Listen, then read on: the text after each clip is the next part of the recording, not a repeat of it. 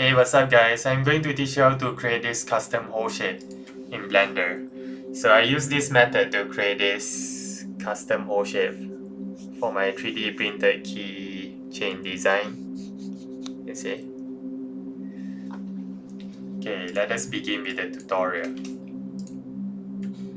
So you got a blank model and you got a shape. You use the shape to make the cut. And the shape, this is in curve. It doesn't really matter, you can use mesh as well, where this is a curve.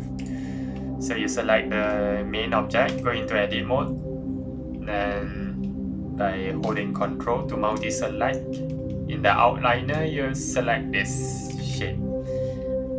And then I go to bottom view by pressing Ctrl numpad 7.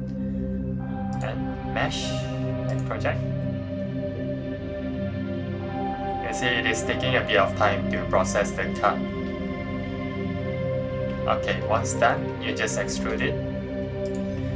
So that's basically it. Thank you.